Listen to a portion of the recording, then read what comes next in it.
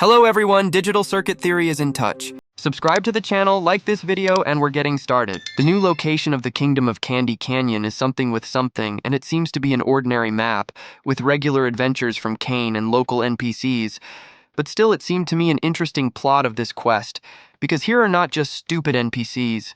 They behave like living beings and are even able to realize themselves, and this kingdom has a whole story embedded in the heads of all the same characters. I am interested in looking at the composition of this kingdom and its history. What is the conflict between Princess Lululalu and Fudge Monster, and what is this mysterious village of marmalade crocodiles? The history of this candy kingdom is much deeper than it seems at first glance. And that's why I once again suggest that you go with me on this amazing adventure. While at the same time, we will try not to be overtaken by the fate of that very kid from the bike race. Do you like sweets? I'm sweet too, but you can't eat me. Otherwise it will be cannibalism. But in the Candy Kingdom, you can literally eat everything. After all, it consists entirely of either chocolate or marmalades or marshmallows and sugar in the end. This is the place where there are definitely chocolate rivers and jelly banks. However, it is worth understanding that all this is not real, and chocolate consists of a set of numbers as well as marmalade. I think even clouds are made of something so sugary. Sugar haunts us everywhere. Local characters are also made of something similar, but we will return to them later.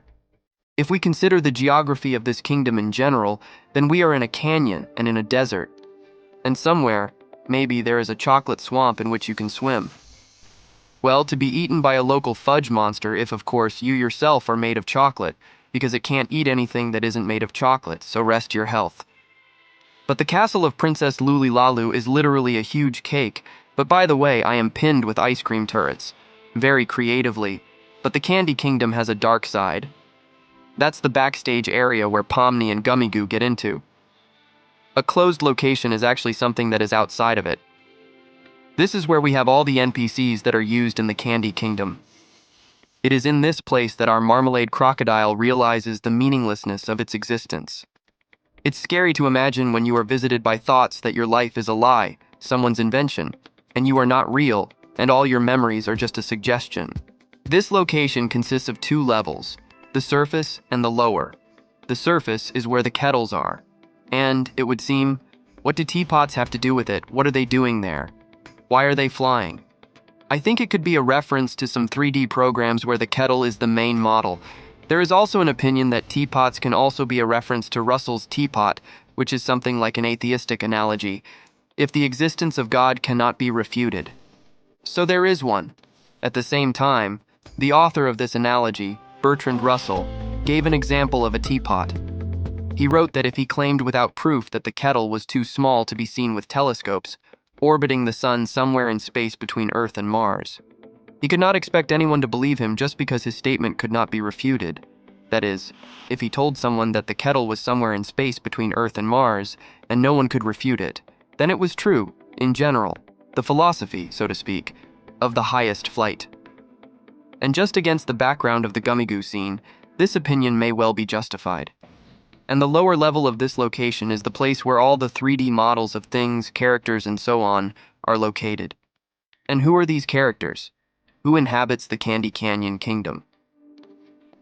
At the same time, through their description, I will tell you a little story of this kingdom.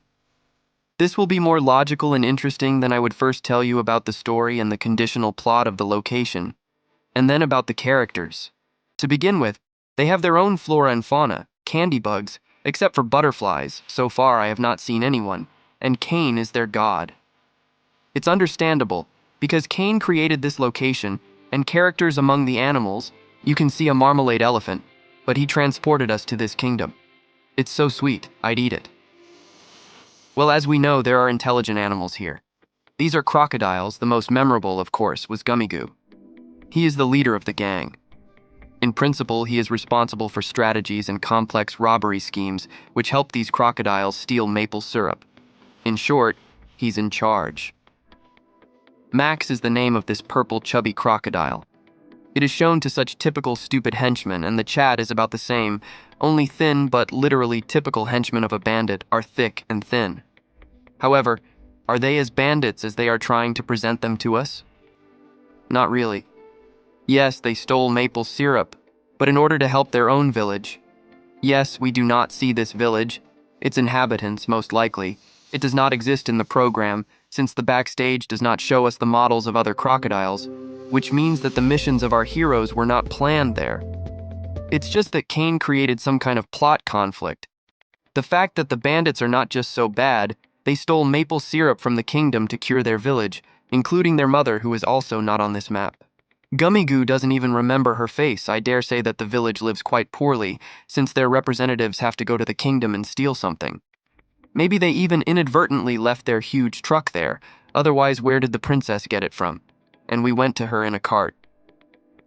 Once again, what is this time period? Well, I have a question.